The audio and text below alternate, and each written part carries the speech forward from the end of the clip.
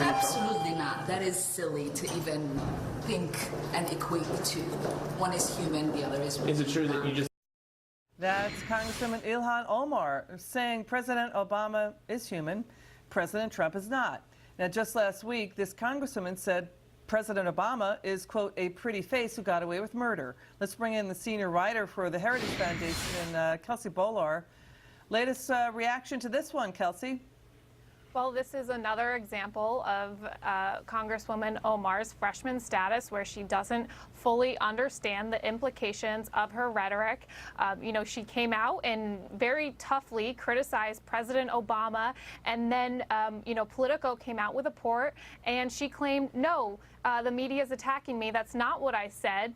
Come to find out, she releases the actual soundbite of what she told these reporters, and the reporters reported exactly what she said she did. So I think throughout all of this, including her anti-Semitic remarks, Ilhan Omar has been trying to play victim when she is a sitting member of Congress who should be responsible for her own rhetoric. Here's New York Times columnist Thomas Friedman also criticizing Representative Omar. Watch. She was perfectly poised to be a bridge builder between Muslims and Jews, between Arabs and Israelis. And rather than come to Washington and be a bridge builder, she has come to be a bridge destroyer. Thomas Friedman saying that, Kelsey, because he said that the upper Midwest, in her district in Minnesota, it has the largest Jewish community in the upper Midwest, that she could be a bridge between the two, and she's not. Right, and it's not every day I agree with the New York Times, but I absolutely do in this case.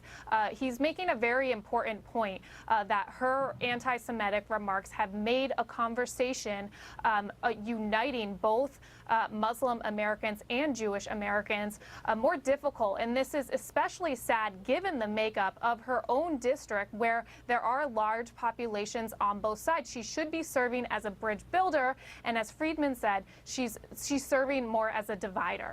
I want to get your reaction to this. Democrat Senator Mazie Hirono was asked if she believed if Omar's comments were anti-Semitic. I don't think she intended her comments to be anti-Semitic, but we're in an environment now where just about everything we say can be viewed in a certain way, and what we have is a lot of hate speech against immigrants, against Muslims, against all kinds of people. Sounds like she was dodging the question.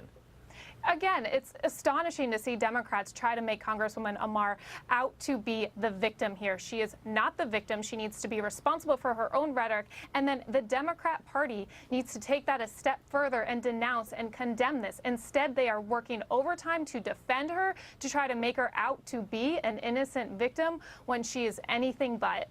You know, to your point about Congresswoman Omar attacking the media after she was criticized for calling President Barack Obama, quote, a pretty face who got away with murder, I think she had tweeted and then deleted her tweet, claiming that the reporters were distorting her words.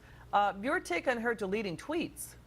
You're exactly right. That is what she did. She released the actual conversation she had with this reporter and then deleted it. And I think this is another example of her trying to walk back what she actually says, and she perhaps doesn't fully comprehend the weight of her rhetoric as a sitting member of Congress when it comes to either criticism of President Obama or her anti-Semitic remarks. You know, this is quite a story. We're going to be having you back on, Kelsey. I'm sorry we ran out of time. Kelsey Bolar, working with the Heritage Foundation. Great to have you on, Kelsey. Great Thank to you, see Liz. you. Good Come to see back you. soon. And